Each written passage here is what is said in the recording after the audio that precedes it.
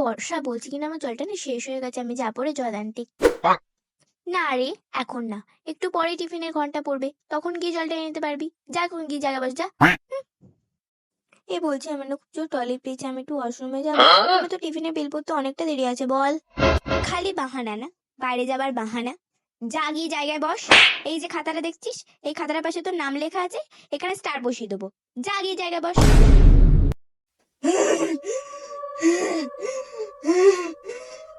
যেতে দেবে না? তুই আমায় যেতে দেবে না?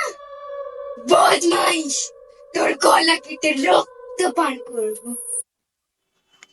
ওরে বাবা রে, এর আবার কি হলো? ভূতে মুতে ধরলো নাকি? বাবা গো, রাম রাম রাম রাম।